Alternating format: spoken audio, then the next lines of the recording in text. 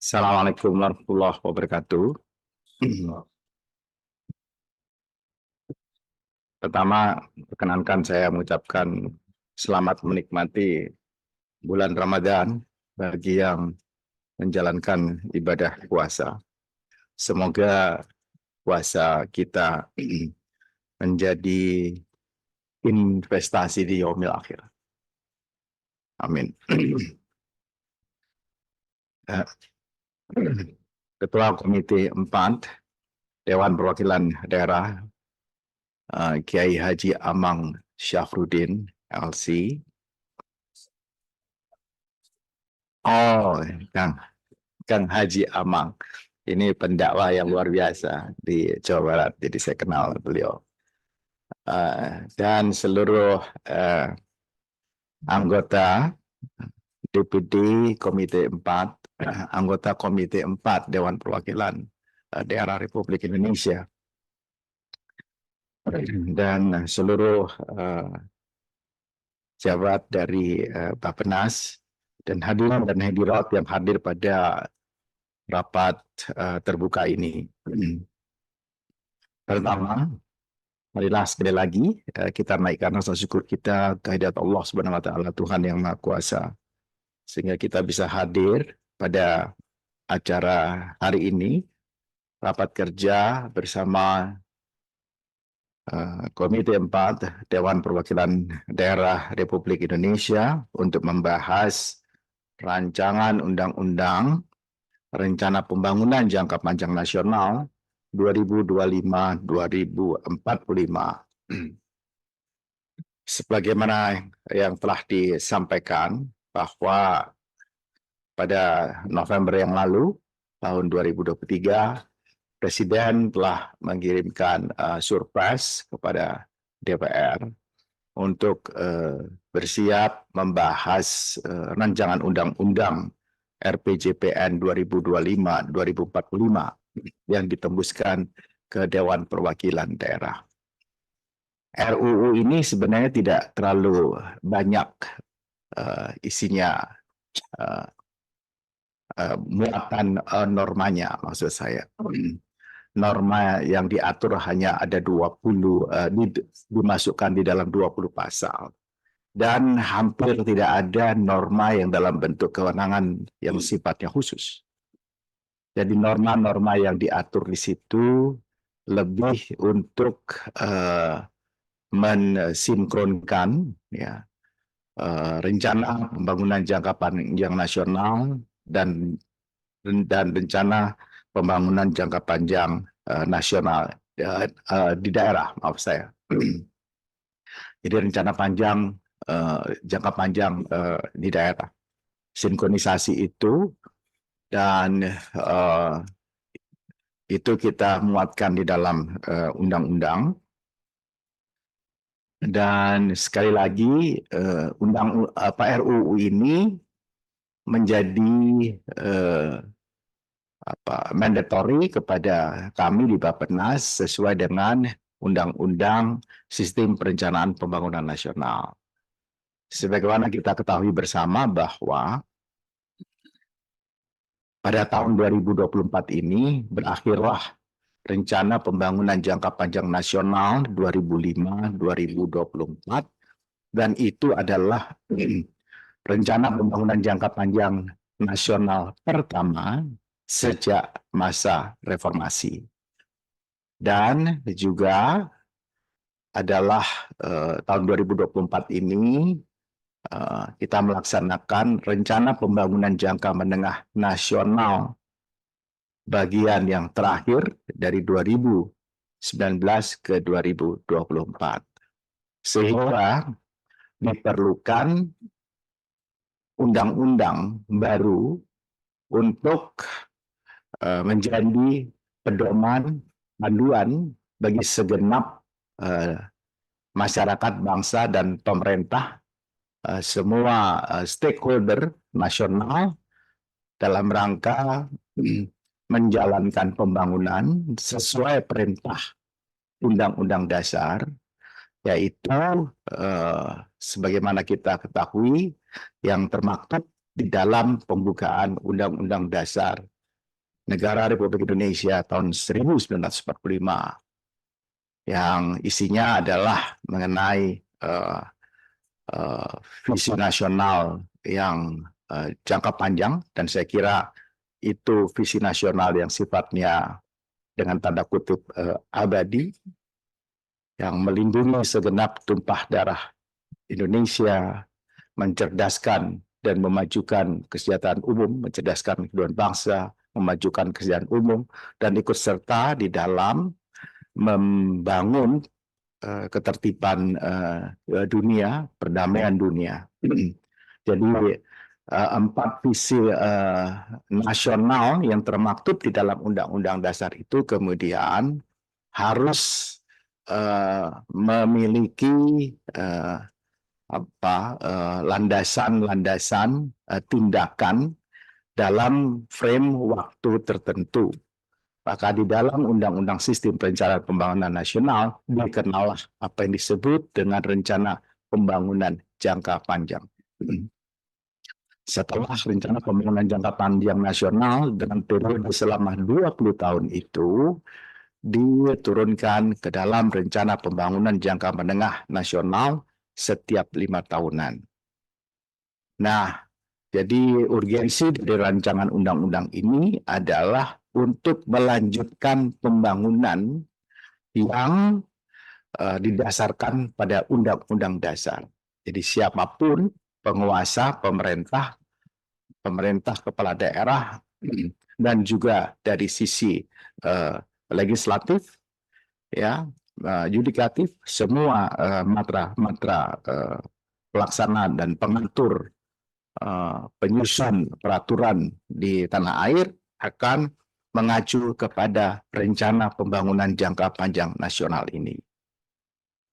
Dan rencana pembangunan jangka panjang nasional ini tidak seperti RPJP yang pertama, yang 2025 hingga 2024, yang sifatnya lebih kualitatif.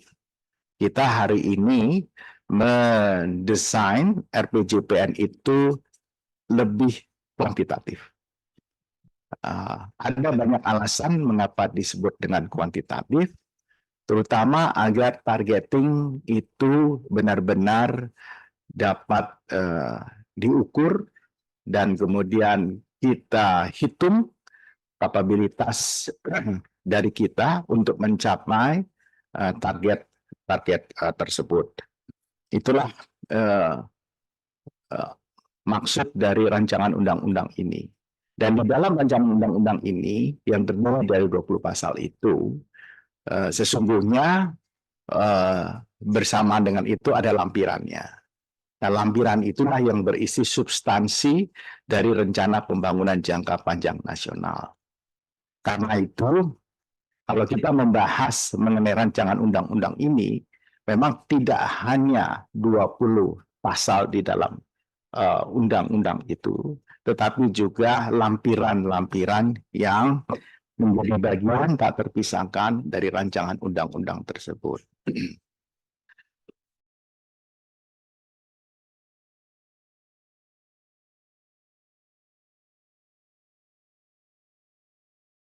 Jadi sekarang saya ingin menyampaikan hal yang terkait apa yang dimuatkan di dalam lampiran tersebut. Pertama, sebelum sampai di sana, saya ingin menyampaikan sekali lagi soal urgensi rancangan undang-undang RPJPN ini, dan dia menjadi isu strategis jangka panjang. Dan tentu kita menghitung semua capaian-capaian yang telah kita peroleh sampai dengan nanti tahun 2024, dan kemudian bagaimana kita menjemput 20 tahun yang akan datang itu. Misalnya, kita telah mengoptimalkan infrastruktur yang tengah dibangun dan sudah dibangun, dan reformasi birokrasi senantiasa terus kita lakukan, dan sekarang kita yang berbasis digital sedang di setup. Kemudian ibu kota negara yang baru sedang berlangsung dikerjakan dan sekaligus menjadi engine of growth untuk pertumbuhan 20 tahun yang akan datang. Penataan destinasi pariwisata prioritas, dan yang penting adalah pembangunan manusia unggul berdasarkan siklus hidup. Kemudian kita memiliki banyak critical raw material, critical mineral. Bagaimana kita melanjutkan hal itu? Bersama dengan itu, kita juga merespon triple planetary crisis yang kita tunjukkan dengan transisi energi menuju energi terbarukan. Kemudian tadi yang disinggung oleh Pak Ketua mengenai, dan ini saya kira yang menjadi atensi lebih intens dari Dewan Perwakilan Daerah Republik Indonesia, yaitu konsistensi pembangunan pusat dan daerah. Pertama tentang periodisasi pembangunannya dan program pembangunan. Yang terakhir adalah orkestrasi seluruh pelaku pembangunan. Memang sebagaimana tadi disampaikan oleh Pak Ketua, kita sedang berada pada middle income trap. Dan kalau kita lihat data ini, 21 provinsi berada pada kategori lower middle income. Mulai dari Sulawesi Utara, Sulawesi Tenggara, Kalimantan Selatan, Maluku Utara, Bali, bahkan Bali, ya, sampai dengan di Papua Pegunungan. Dan tapi kita juga punya beberapa daerah yang sebenarnya mereka sudah masuk di kategori upper middle income. Jadi mereka sudah high economy. Jadi mereka ini sudah termasuk negara-negara maju sebenarnya. Ada dua kalau dihitung di situ, dan sebenarnya mendekati 3. Yang pertama adalah DKI Jakarta sendiri, yang PDRB per kapitanya sudah mencapai 21.000. Kemudian Kalimantan Timur 14.160, di mana letak dari IKN. Kemudian Kalimantan Utara 13.240. Dan memang ada yang upper middle seperti Riau, Kepulauan Riau, Sulawesi Tengah, ya. Tapi memang yang menarik juga ada Papua Tengah, terus Papua sendiri. Tetapi ini tidak menginformasikan misalnya mengenai soal kemiskinan, soal ketimpangan dan sebagainya. Tapi kita hanya lihat dari sisi PDRB per kapita. Kemudian karena itu RPJPN yang akan datang diarahkan untuk mengatasi isu strategis pembangunan, ketimpangan antar wilayah, kawasan barat timur, dan pertumbuhan ekonomi dan share PDRB provinsi tahun 2023 yang kita lihat di sini yang tidak berimbang. Kalau kita lihat ke sebelah kanan itu di bawah rata-rata nasional, dan yang sebelah kiri itu di atas rata-rata nasional, dengan share yang masing-masing kita lihat di situ. Dan memang sebagian besar masih di Pulau Jawa. Dan kita juga bersama dengan itu ingin menurunkan kemiskinan. Tingkat kemiskinan, dan kita lihat juga angka kemiskinan ekstrim tahun 2023, kita lihat tingkat kemiskinan secara nasional adalah 9,36. Kemiskinan ekstrim masih 1,12. Kalau kita hitung jumlah penduduk miskin itu sekitar 25.898.000. Dan kalau kita lihat di sini, tadi kan masuk di upper middle income Papua, tapi kemiskinannya 26%. Dan demikian juga Maluku, dia masuk di upper middle income, tapi dia 16,42%. Jadi memang soal isu kemiskinan ini tidak dengan serta-merta terselesaikan ketika tingkat pertumbuhan ekonomi itu berada. Kemudian juga isu ketenaga kerjaan selain isu kemiskinan. Tingkat pengangguran terbuka dan proporsi lapangan kerja informal tahun 2023, tingkat pengangguran terbuka sekitar 5,32%, dan proporsi lapangan kerja informasi 59,31%. Jadi kalau kita lihat rata-rata nasional itu adalah 5,32, tapi tingkat pengangguran terbuka itu justru kita lihat ke sebelah kiri relatif tinggi. Termasuk misalnya Jakarta tingkat pengangguran terbukanya itu 6,53, Maluku 6,31. Jadi tapi proporsi lapangan kerja informalnya itu kita juga bisa lihat di situ. Semakin ke kanan, proporsi dari lapangan kerja informal semakin besar. RPJPN 2025-2045 juga diarahkan untuk mengatasi isu strategis pembangunan. Kita lihat kita mengalami apa yang disebut dengan deindustrialisasi, di mana kontribusi dari industri manufaktur itu turun secara drastis sejak tahun 2005 dan sekarang masih melaju turun terus, meskipun ada tanjakan sedikit antara tahun 2022 ke tahun 2023. Dan tidak hanya secara nasional, kita juga bisa lihat kontribusi manufaktur ini per provinsi terhadap PDRB. Jawa Barat itu manufakturnya terbesar 44,51, Banten, Kepulauan Riau, Papua Barat, Jawa Tengah, Jawa Timur, Bangka Belitung,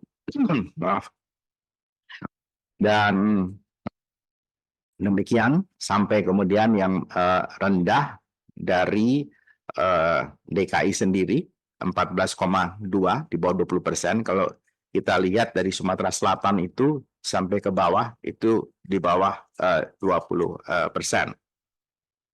Dan kontribusi manufaktur per provinsi terhadap PDRB tahun 2023 ya itu hampir relatif sama sebagaimana dari sisi kiri dan yang sisi kanan. Kita lihat masih terdapat peluang yang besar untuk melakukan industrialisasi dengan mengoptimalkan potensi daerah. Industri pengolahan di Jawa Barat memiliki peran yang besar dalam ekonomi, dan sebagaimana tadi kontribusi manufaktur per provinsi, jadi di provinsi itu sendiri sumbangannya sekitar 44,51. Kemudian untuk tahun 2010 dan tahun 2023 dia 41,87. Ada pengurangan sedikit tapi setidak-tidaknya Jawa Barat itu take a lead di dalam hal industri pengolahan. Dan kemudian Kepulauan Riau, Sulteng sekarang sudah mulai naik, begitu juga dengan Maluku Utara. Jadi kalau 3 daerah ini bisa kita dorong dan kemudian nanti Jakarta, Kalimantan Barat, dan beberapa daerah, mudah-mudahan kita bisa naik lagi rata-rata nasional, kontribusi industri pengolahan itu di atas 20%. Secara teknokratik, rancangan akhir dari RPJPN itu adalah sebagaimana pernah saya sampaikan di sini pada beberapa waktu yang lalu. Pertama, visi Indonesia Emas 2045 itu yang juga sudah diputuskan oleh Bapak Presiden, yaitu negara Nusantara berdaulat, maju, dan berkelanjutan. Negara kepulauan yang memiliki ketangguhan politik, ekonomi, keamanan nasional, budaya, peradaban bahari sebagai poros maritim dunia. Berdaulat artinya ketahanan, kesatuan, mandiri, dan aman, maju, berdaya, modern, tangguh, inovatif, adil, berkelanjutan, lestari, dan seimbang antara pembangunan ekonomi, sosial, dan lingkungan. Kemudian sasarannya, targeting visi Indonesia Emas 2045, pertama adalah kita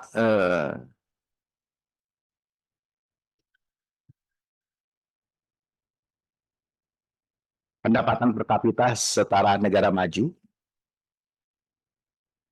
Ya, kita harapkan 2045 itu dengan basis GNI per kapita, dan tahun 2025 kita mulai dengan angka 5.500 US dollar per kapita.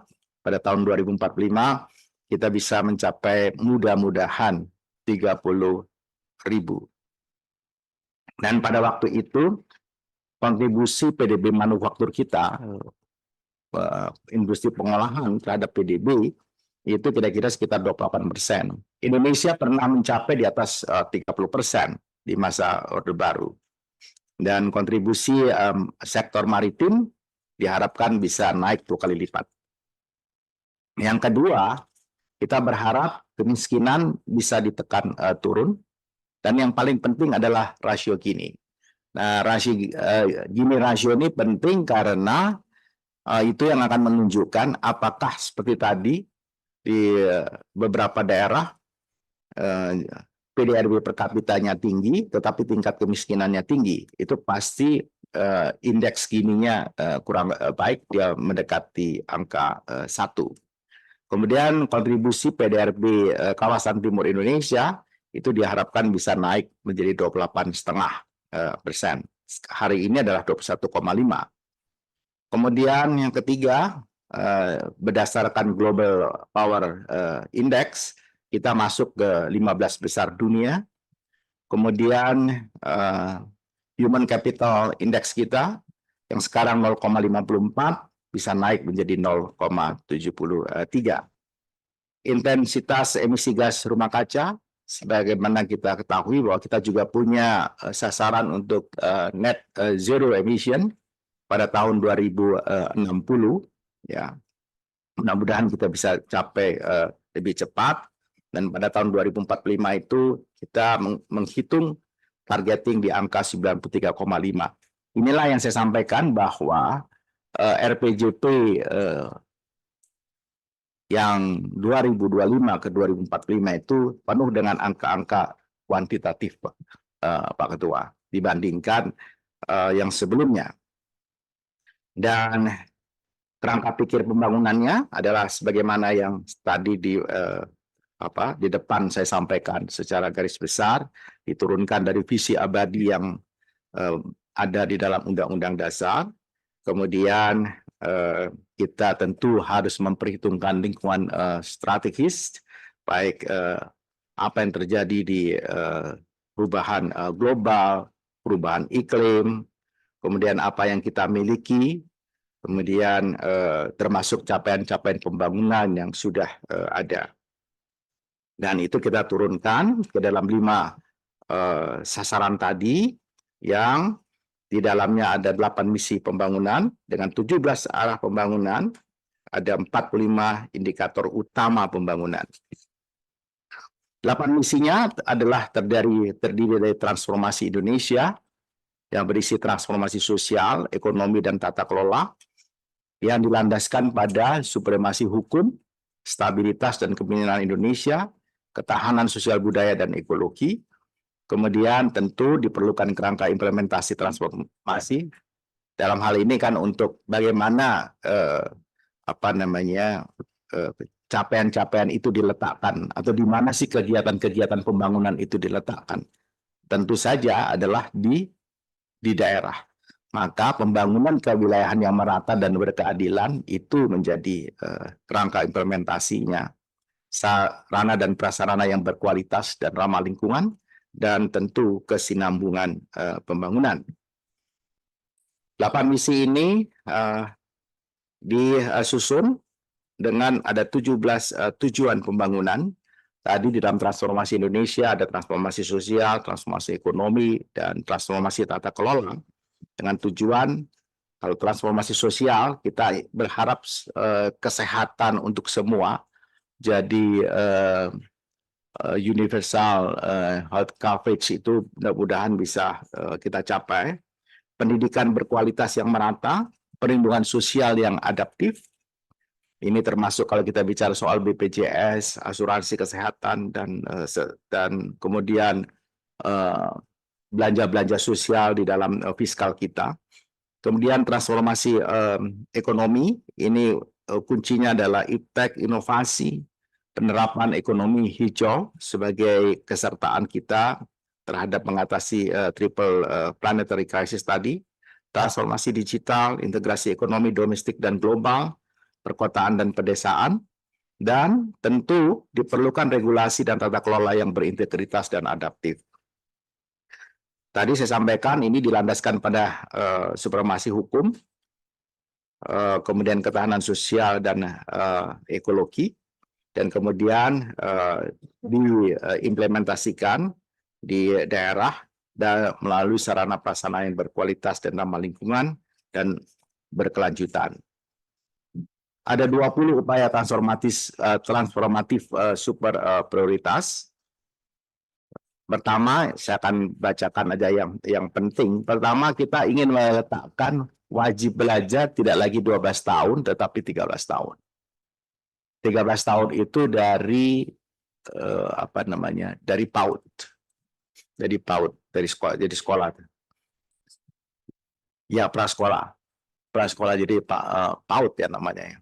Nah, kemudian 12 tahun, jadi 13 tahun. Dan kita berharap nanti setidak-tidaknya misalnya ada 4 bahasa yang dikenalkan kepada anak-anak itu lebih awal. Yang pertama bahasa lokal, Pak.